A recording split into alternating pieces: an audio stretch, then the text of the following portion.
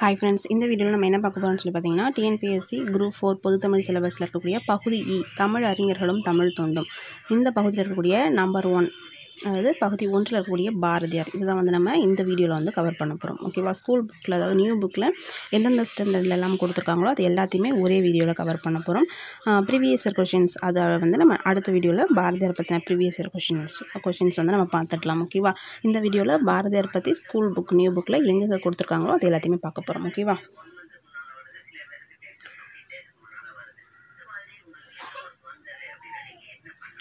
First வந்து பாரதியார் அப்படின்னு சொல்லி பார்த்தோம் அப்படின்னா நமக்கு 6ஆம் வகுப்பு புதிய புத்தகத்தில் டேர்ம் 1ல் பார்த்தீங்கன்னா காணி நிலம் அப்படிங்கிற தலைப்பில் கொடுத்துருப்பாங்க. ரெண்டாவது வந்து 10ஆம் வகுப்பு புதிய புத்தகத்தில் யூனிட் 2 செகண்ட் இயரில் வந்து காற்றே வா அப்படிங்கிறதுல பக்க எண் 5ல் வந்து கொடுத்துருப்பாங்க. அடுத்ததாக பாரதியார் வந்து 8th ஸ்டாண்டர்டில் முதல் யூனிட்லேருந்து தமிழ் மொழி வாழ்த்து கொடுத்துருப்பாங்க. வாழ்க நிரந்தரம் வாழ்க தமிழ்மொழி அப்படிங்கிற பாடல் பக்க எண் 7. ஓகேவா, அடுத்ததாக பாரதியார் வந்து 11th ஸ்டாண்டர்டில் நமக்கு வந்து இதழாளர் பாரதி அப்படிங்கிற ஒரு பாடம் வந்து கொடுத்துருப்பாங்க. அது வந்து கொஷின்ஸுமே கேட்டுருக்குறாங்க. ஓகேவா, பக்க எண் வந்து 10. ஸோ இந்த 4 டாபிக் வந்து கவர் பண்ணிட்டோம் அப்படின்னா நமக்கு புது புத்தகத்தில் பாரதியார் எல்லாத்தையுமே கவர் பண்ணிவிடுவோம். ஸோ ஃபஸ்ட்டு வந்து நம்ம 6ஆம் வகுப்பில் இருக்கக்கூடிய காணி நிலம் அப்படிங்கிற லெசனை பார்க்கலாம். ஸோ தொடர்ந்து நம்ம வீடியோ வாட்ச் பண்ணிங்க அப்படின்னாலே நம்ம பகுதியில் இருக்கக்கூடிய சிலபஸ் வைஸ் வந்து புக்கில் எங்கெங்கே எல்லாம் இருக்கோ எல்லாத்தையுமே நம்ம கவர் பண்ணிடுவோம். ஸோ தொடர்ந்து நம்ம சேனலை ஃபாலோ பண்ணுங்கள். ஓகேவா, ஸோ இதான் வந்து நமக்கு காணி நிலம் அப்படிங்கிற லெசன் வந்து கொடுத்துருப்பாங்க. ஓகேவா, ஸோ பாரதியாரோட கற்பனையில் ஒரு வீடு வந்து எவ்வாறு அமைஞ்சிருக்கணும் அப்படிங்கிற ஒரு பாடல் வந்து பாடியிருப்பார். ஸோ அதுதான் இது. ஓகேவா, காணி நிலம் வேண்டும் பராசக்தி காணி நிலம் வேண்டும் அங்கு தூணில் அழகியதாய் நன் மாடங்கள் துய்ய நிறத்தினதாய் அந்த காணி நிலத்தினிடையே ஒரு மாளிகை கட்டித்தர வேண்டும் அங்கு கேணி அருகினிலே தென்னை மரம் கீற்றும் இளநீரும் 10-12 தென்னை மரம் பக்கத்திலே வேண்டும். இந்த ஸ்டார் கொடுத்துருக்கிற வரைக்கும் நமக்கு வந்து மெமரி போயமா மனப்பாட பாடலாக வந்து கொடுத்துருப்பாங்க. ஓகேவா, அதனால் அந்த 2-3 தடவை திரும்ப வாசிச்சுக்கோங்க. ஓகேவா, இந்த பாடல் வரியை கொடுத்துட்டு யார் எழுதுனாங்கன்னா பாரதியார் எழுதினார் அப்படிங்கிறது நமக்கு தெரியணும். நல்ல முத்துச்சுடர் போலே நிலா ஒளி முன்பு வர வேண்டும் அங்கு கத்தும் குயிலோசை சற்றே வந்து காதில் பட வேண்டும் எந்தன் சித்தம் மகிழ்ந்திடவே நன்றாய் இளம் தென்றல் வர வேண்டும் அப்படின்னு சொல்லிட்டு இந்த பாடல் வந்து பாடியிருப்பார். ரொம்ப எளிமையாக புரியக்கூடிய பாடல் வரிகள் தான் கொடுத்துருப்பாங்க. ஸோ ஒரு வீடு வந்து எப்படி இருக்கணும் அப்படிங்கிறத கற்பனையில் வந்து பாரதியார் வந்து சொல்லியிருப்பார். ஓகேவா, ஒரு காணி நிலம் வேண்டும்.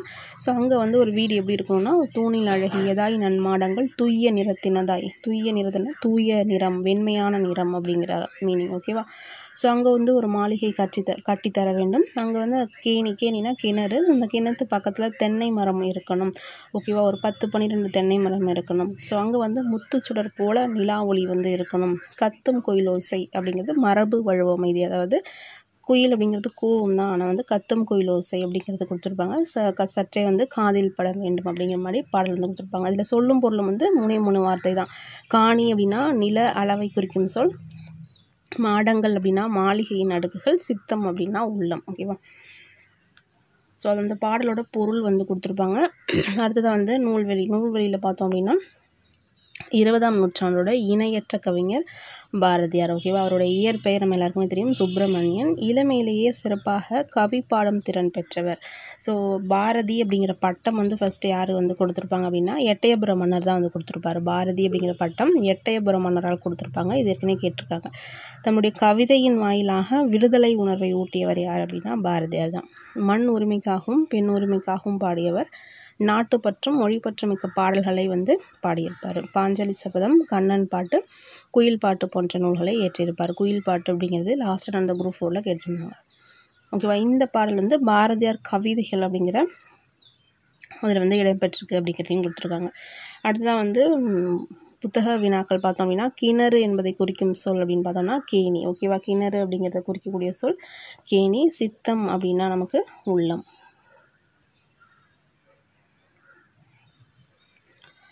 அடுத்தது மாடங்கள் என்பதன் பொருள் வந்து பார்த்தோம் அப்படின்னா அடுக்குகள். நன்மாடங்கள் அப்படிங்கிறத எப்படி பிரித்து எழுதலாம் அப்படின்னா ஆப்ஷன் சி நன்மை ப்ளஸ் மாடங்கள். நிலத்தின் இடையே எப்படி வந்து நம்ம பிரித்து எழுதுவோம் அப்படின்னா நிலத்தின் ப்ளஸ் இடையே. ஓகேவா,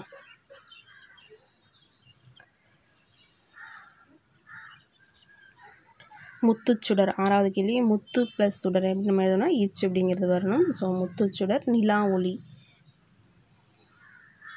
ஸோ அதான் புக் பேக்கு. பின்னாடி வந்து நமக்கு பொறுத்துக அப்படிங்கிறது கொடுத்துருக்காங்க. முத்துச்சுடர் போல் நிலா ஒளி தூய நிறத்தில் மாடங்கள் சித்தம் மகிழ்ந்திட தென்றல் அப்படிங்கிறது பாடியிருப்பார் பாரதியார். ஸோ அதுதான் வந்து கொடுத்துருக்குறாங்க. ஓகேவா.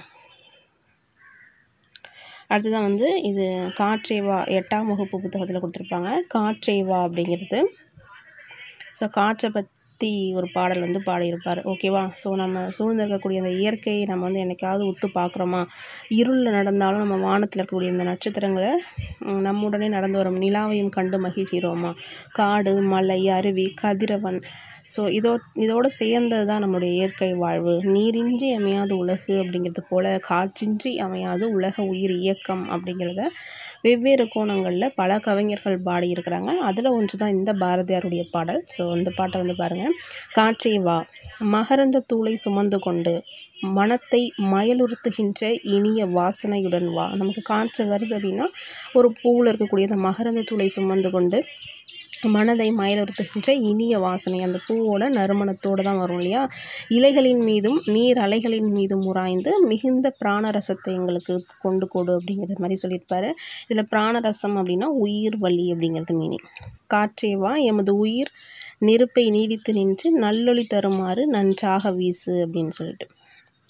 அடுத்து வந்து பார்த்தோம்னா சக்தி குறைந்து போய் அதனை அவித்து விடாதே, பேய் போல வீசி அதனை மடித்து விடாதே, மெதுவாக நல்ல லயத்துடன் நெடுங்காலம் நின்று வீசி கொண்டிரு. உனக்கு வந்து பாட்டுகள் பாடுகிறோம், புகழ்ச்சிகள் கூறுகிறோம், உன்னை வழிபடுகின்றோம் அப்படின்னு சொல்லிட்டு காற்று பற்றி பாடியிருப்பார். இந்த பாடலுமே வந்து பாரதியார் கவிதைகள் அப்படிங்கிற பகுதியிலேருந்து தான் கொடுத்துருப்பாங்க. ஓகேவா. ஸோ மயலுறுத்து அப்படின்னா மயங்க செய், பிராணரசம் அப்படின்னா உயிர் வலி, லயத்துடன் அப்படின்னா சீராக. ஓகேவா. ஸோ இதில் இருக்கக்கூடிய நூல்வெளி பார்த்தோம் அப்படின்னா எக்ஸ்ட்ரா சில இன்ஃபர்மேஷன்ஸ் வந்து கொடுத்துருப்பாங்க. நீடுதுயில் நீக்க பாடி வந்த நிலா சிந்துக்கு தந்தை, இதெல்லாம் வந்து யார் அப்படின்னு சொல்லிட்டு கேட்பாங்க. நீடுதுயில் நீக்க பாடி வந்த நிலா சிந்துக்கு தந்தை. ஓகேவா. அது வந்து எட்டயபுர ஏந்தல், கவிஞர், கட்டுரையாளர், கேலி சித்திரம், கருத்து படம் போன்றவற்றை உருவாக்கியவர், சிறுகதை ஆசிரியர், இதழாளர், சமுதாய ஏற்றத்தாழ்வுகளையும் பெண்ணடிமைத்தனத்தையும் தன்னுடைய பாடல்களில் எதிர்த்து எழுதியவர். ஓகேவா. குயில் பாட்டு, பாஞ்சலை சபதம் முதலிய காவியங்களையும், கண்ணன் பாட்டு, பாப்பா பாட்டு, புதிய ஆத்திச்சூடி என குழந்தைகளுக்கான நீதிகளையும் வந்து பாடல்களில் கொடுத்துருப்பார். இதழ்களில் ஆசிரியராக பணிபுரிந்திருப்பார் அப்படின்னு நிறைய முறை ரிப்பீட்டடாக கேட்டிருக்கிறாங்க. சுதேசமித்திரனும் இந்தியாவும் இந்த இதழ்களில் வந்து ஆசிரியராக பணியாற்றியிருப்பார். பாட்டுக்கொரு புலவன் அப்படின்னு சொல்லிட்டு புகழப்பெற்றவரும் பாரதியார் தான். இவருடைய கவிதை தொகுப்பில் உள்ள காற்று அப்படிங்கிற தலைப்பிலான வசன கவிதை தான் நமக்கு வந்து அதில் இருக்கக்கூடிய ஒரு பகுதியை தான் நமக்கு வந்து இந்த பாடலை வந்து கொடுத்துருப்பாங்க. ஓகேவா.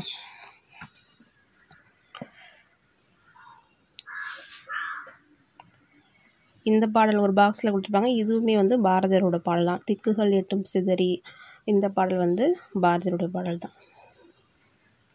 இதில் வந்து என்ன கொடுத்துருப்பாங்கன்னா வசன கவிதை அப்படின்னா என்ன அப்படிங்கிறதுக்கு மீனிங் கொடுத்துருப்பாங்க. அதாவது உரைநடையும் கவிதையும் இணைந்து யாப்பு கட்டுகளுக்கு அப்பாற்பட்டு உருவாக்கப்படும் கவிதை தான் வசன கவிதை அப்படின்னு சொல்லுவாங்க. அது ஆங்கிலத்தில் வந்து ப்ரோஸ் பொயட்ரி, ஃப்ரீ வேர்ஸ் அப்படின்னு சொல்லுவாங்க. இது தமிழில் வந்து பாரதியார் தான் இன்ட்ரடியூஸ் பண்ணியிருப்பார், அறிமுகப்படுத்தியிருப்பார். அதாவது உணர்ச்சி பொங்க கவிதை படைக்கும் இடங்களில் அந்த யாப்பு வடிவம் அப்படிங்கிறது தடையாக இருக்கிறதுனால ஸோ இந்த வடிவத்தை பாரதியார் இலகுவாக ஈஸியாக பயன்படுத்துறதுக்கு தமிழில் வந்து அறிமுகப்படுத்தியிருப்பார். அதை தான் வந்து புதுக்கவிதை அப்படின்னு சொல்லுவாங்க. தமிழில் வந்து இந்த புதுக்கவிதையை ஃபஸ்ட்டு அறிமுகப்படுத்தியவரும் பாரதியார் தான். அடுத்து வந்து 10ஆம் வகுப்பில் இருக்கக்கூடியது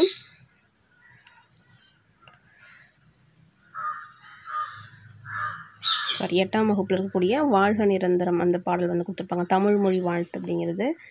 ஸோ இது வந்து ஃபஸ்ட்டு இயல்லையே வந்து கொடுத்துருப்பாங்க. ஃபஸ்ட் இயல் எல்லாமே தமிழை பற்றின இயல்களாக தான் இருக்கும் எல்லா ஸ்டாண்டர்ட்லேயுமே. ஸோ இதில் வந்து பாரதியார் பாட்டு கொடுத்துருப்பாங்க. 6th வந்து பாரதிதாசன் பற்றி கொடுத்துருப்பாங்க. வாழ்க நிரந்தரம், வாழ்க தமிழ்மொழி, வாழிய வாழியவே, வானமளந்தது அனைத்து மலைந்திடு, வன்மொழி வாழியவே. ஸோ இந்த பாடல் வந்து நீங்கள் கேட்டிருப்பீங்க. ஏழ்கடல் வைப்பினும் தன்மனம் வீசி இசை கொண்டு வாழியவே, எங்கள் தமிழ்மொழி எங்கள் தமிழ்மொழி என்றென்றும் வாழியவே. இந்த ஃபஸ்ட்டில் இருக்கக்கூடிய இந்த 8 லைனுமே வந்து மனப்பாட பகுதி. ஸோ அதனால் திரும்ப படிச்சுக்கோங்க. ஓகேவா. வாழ்க நிரந்தரம், வாழ்க தமிழ்மொழி, வாழிய வாழியவே, வானம் அளந்தது அனைத்தும் அளந்திடு, வன்மொழி வாழியவே. வன்மொழி அப்படின்னா வளமை மிக்க மொழி அப்படின்னு அர்த்தம். ஏழ்கடல் வைப்பினும் தன்மனம் வீசி இசை கொண்டு வாழியவே, எங்கள் தமிழ்மொழி எங்கள் தமிழ்மொழி என்றென்றும் வாழியவே அப்படின்னு. சூழ்களி நீங்க தமிழ்மொழி ஓங்க துலங்குக வையகமே. சூழ்களி அப்படின்னா சூழ்ந்துள்ள அறியாமையாகிய இருள் அப்படிங்கிறது. ஓகேவா. சூழ்களி நீங்க தமிழ்மொழி ஓங்க துலங்குக வையகமே, தொல்லை வினைதரு தொல்லை அகன்று சுடர்க தமிழ்நாடே. வாழ்க தமிழ்மொழி, வாழ்க தமிழ்மொழி, வாழ்க தமிழ்மொழியை வானம் அறிந்தது அனைத்தும் அறிந்து வளர்மொழி வாழியவே அப்படின்னு சொல்லிட்டு பாடியிருப்பாரு. ஸோ இதில் வந்து சொல்லும் பொருளும் பார்த்தோம் அப்படின்னா எளிமையாக தான் இருக்கும். நிரந்தரம் அப்படின்னா காலம் முழுமையும், வைப்பு அப்படின்னா நிலப்பகுதி, சூழ்களி அப்படின்னா சூழ்ந்துள்ள அறியாமை இருள், வன்மொழி அப்படின்னா வளமை மிக்க மொழி, வளமிக்க மொழி, இசைனா புகழ், தொல்லை அப்படின்னா பழமை மற்றும் துன்பம் அப்படிங்கிறது. நூல்வெளி பார்த்தோம் அப்படின்னா கவிஞர், எழுத்தாளர், இதழாளர், சமூக சீர்திருத்த சிந்தனையாளர், விடுதலை போராட்ட வீரர் என பன்முக ஆற்றல் கொண்டவர். ஸோ இதில் வந்து இந்தியா விஜயா இதழ்களை நடத்தி விடுதலை போருக்கு வித்திட்டவர் அப்படின்னு கொடுத்துருப்பாங்க. ஓகேவா. ஸோ கவிதைகள் மட்டுமின்றி சந்திரிகையின் கதை, தராசு இது ரெண்டுமே வந்து உரைநடை நூல்கள். இதெல்லாம் வந்து ரொம்ப முக்கியம். முக்கியமாக சந்திரிகையின் கதை, தராசு உள்ளிட்ட உரைநடை நூல்களையும் வசன கவிதைகளையும் சீட்டு கவிகளையும் எழுதியவர். சிந்துக்கு தந்தை, செந்தமிழ் தேனி, புதிய அறம்பாட வந்த அறிஞன், மரம்பாட வந்த மறவன், இதெல்லாம் வந்து பாரதிதாசன் வந்து பாரதியாரை பற்றி சொல்லியிருப்பார். இதுவுமே வந்து பாரதியார் கவிதைகள் அப்படிங்கிற தொகுப்பில் தான் இடம்பெற்றிருக்கும்.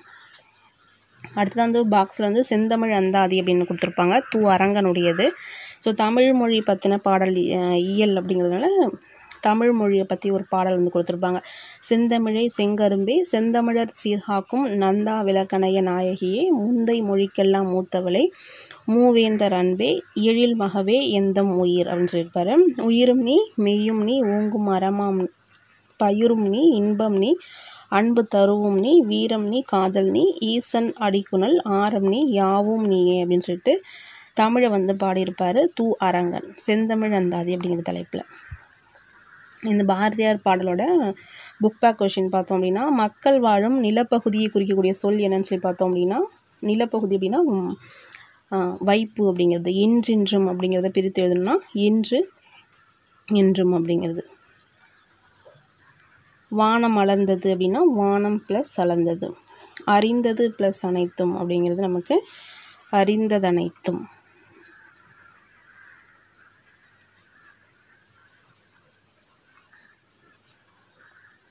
வானம் ப்ளஸ் அறிந்த வானம் அறிந்த. ஸோ அடுத்ததாக பார்த்தோம் அப்படின்னா இதழாளர் பாரதி அப்படிங்கிறது 11ஆம் வகுப்பு நமக்கு புதிய புத்தகத்தில் வந்து கொடுத்துருப்பாங்க. ஓகேவா. ஸோ ஒரு கடிதம் எழுதுகிற மாதிரியான ஒரு பாடப்பகுதி கொடுத்துருப்பாங்க. ஓகேவா. இதில் நுழையும் முன் பார்த்தோம் அப்படின்னா கல்வி என்பது பள்ளியில் அல்லது கல்லூரியில் மட்டும் பெறப்படுவது அன்று, கல்வி கற்பவர் இதழ்களிலும் நடைமுறை அறிவை பெறுவதுடன் அதற்கேற்ப வாழவும் முனைகின்றனர். ஸோ இந்த இதழ்களில் ஆசிரியர்கள் சமூகத்திற்கு தேவையான பாடங்களை முன்வைக்கின்றனர். சிறந்த பத்திரிகையாளன் அப்படிங்கிறவர் ஒரு நல்ல ஆசான் அப்படிங்கிறத சொல்கிறாங்க. பாரதியும் இதற்கு விளக்கன்று. செம்மொழியாக திகழும் நம் மொழி புதிய நடையும் புதிய உடையும் புதிய பொருளும் கொண்டு எழுச்சியுடன் திகழ காரணமாக அமைந்த தமிழ் சிற்பி பாரதியின் மற்றொரு பரிணாமம் தான் இதழியல் பணி அப்படிங்கிறது. அவர் கவிஞர், விடுதலை போராட்ட வீரர், எழுத்தாளர் அப்படின்னு சொல்லிட்டு பார்த்தோம். அவர் வந்து ஒரு சிறந்த இதழை கூட எழுதக்கூடிய இதழாளர் அப்படின்னு வந்து கொடுத்துருக்குறாங்க. ஓகேவா. ஸோ இது வந்து இந்த கடிதம் பற்றி சொல்லியிருப்பாங்க.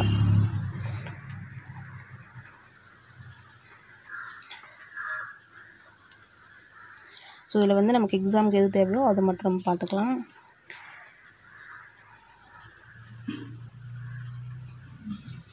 பாரதியாரை பற்றி கேட்குற மாதிரி வந்து சொல்லியிருப்பாங்க. ஓகேவா.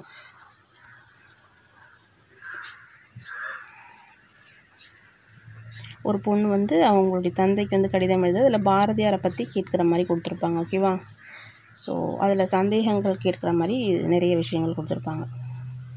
மகாகவி இதுலேருந்து பார்த்தீங்க அப்படின்னா தெரியும். மகாகவி என்ற பேரொலியில் பாரதியின் பல பரிமாணங்கள் மறைந்துள்ளன என அடிக்கடி கூறுவீர்கள். அண்மை காலமாக பாரதியின் இதழியல் பணி பற்றிய பல நூல்களை படித்து வருகிறேன்.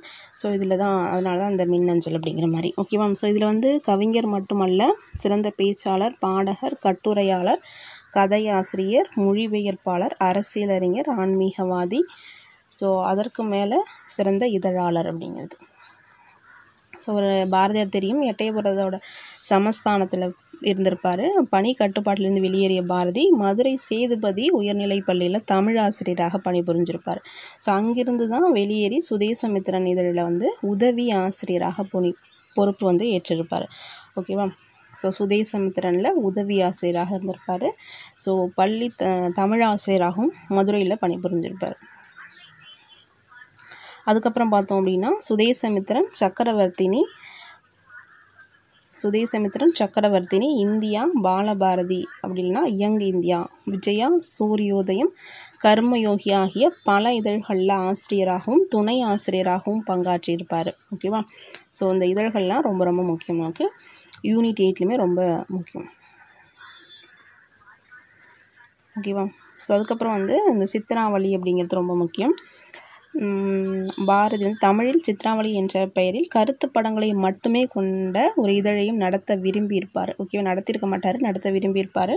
அதை வந்து அவரால் செயல்படுத்த முடியாது. ஆனால் இந்தியா, விஜயா ஆகிய 2 இதழ்கள்லையும் கருத்து படங்களை வந்து வெளியிட்டிருக்கிறார். தமிழில் ஃபஸ்ட்டு இவர் தான் இன்ட்ரடியூஸ் பண்ணியிருப்பார் கருத்து படங்கள் அப்படிங்கிறத.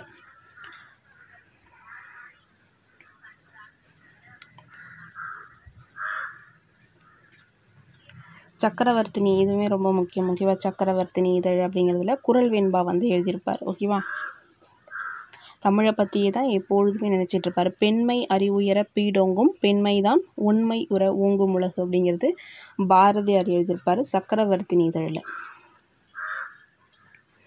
அது மட்டும் இல்லாமல் இந்தியா அப்படிங்கிற இதழை வந்து சிவப்பு வண்ணத்தாளில் தான் வந்து பாரதியார் வெளியிட்டிருப்பார். ஸோ அது வந்து ஏன் அப்படிங்கிற மாதிரி கேட்டிருப்பாங்க. ஓகேவா.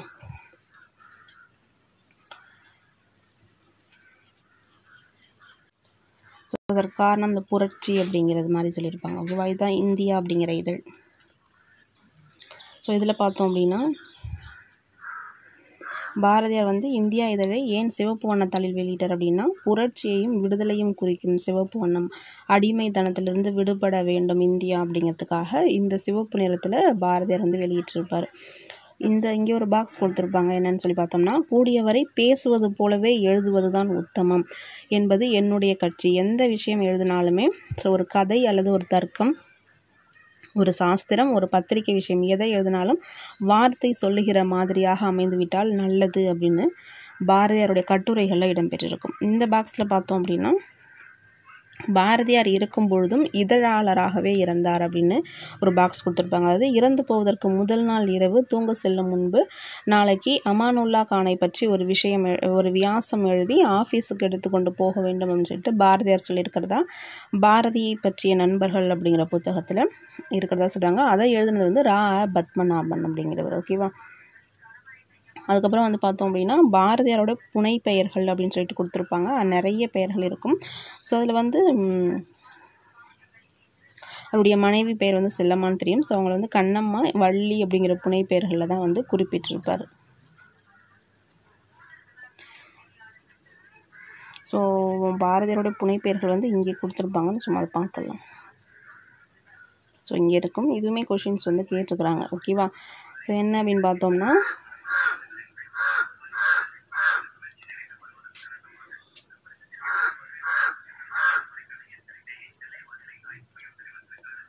அதில் ஷெல்லிதாசன் அடிக்கடி கேட்டிருக்காங்க. காளிதாசன், சக்திதாசன், ரிஷி குமாரன், காசி, சரஸ்வதி, பிஞ்சு காளிதாசன், செல்லம்மா, கிருஷ்ணன், உத்தம தேசாபிமானி, நித்திய தீரர் எல்லாமே வந்து பாரதியாருடைய புனைப்பெயர்கள். இதிலெல்லாம் இந்த பெயர்கள்லாம் வந்து அவர் கருத்துக்களை வந்து பத்திரிகைகளில் எழுத வெளியிட்டிருப்பார். ஸோ அதற்காக பயன்படுத்தியிருப்பார். ஓகேவா. ஸோ இதழ்களில் அதாவது நியூஸ் பேப்பரில் அந்த தலைப்பு வரும் இல்லையா, அதை வந்து மகுடமிடல் அப்படின்னு சொன்னது யார் அப்படின்னா பாரதியார் தான் சொல்லியிருப்பார். 1905 7 காலப்பகுதியில் ஆங்கில தலைப்பையும் கலந்து பயன்படுத்திய பாரதி பின்பு வந்து ஆங்கில தலைப்பு வைக்கக்கூடாது அப்படின்னு சொல்லிட்டு அதை சுதேசமித்திரனில் அதை பற்றி எழுதியிருப்பார். ஓகேவா. அதை சாடி எழுதியிருப்பார். ஸோ ஆங்கிலேயரோட கெடுபிடியால் பாரதியார் வந்து பாண்டிச்சேரிக்கு சென்ற போதும் இந்தியா இதழும் உடன் சென்றது. ஓகேவா. ஸோ அங்கிருந்தும் வந்து அவர் வந்து வெளியிட்டிருப்பார். இந்தியா இதழை பாண்டிச்சேரியிலேருந்து வெளியிட்டிருப்பார். ஸோ நெக்ஸ்ட் வீடியோவில் வந்து நம்ம பாரதியார் பற்றின ப்ரீவியஸ் இயர் கொஷின்ஸ் என்னென்ன இருக்குதுன்னு சொல்லிட்டு பார்க்கலாம். அடுத்ததாக பாரதிதாசன் அப்படிங்கிறத பார்க்கலாம். ஓகேவா. ஸோ புதுசாக யாராவது வீடியோ பார்க்குறீங்கன்னா சப்ஸ்கிரைப் பண்ணுங்கள், லைக் பண்ணுங்கள், உங்கள் ஃப்ரெண்ட்ஸுக்கும் வந்து மறக்காமல் இந்த வீடியோவை ஷேர் பண்ணிவிட்டு சப்ஸ்கிரைப் பண்ணிடுங்க. தேங்க்யூ.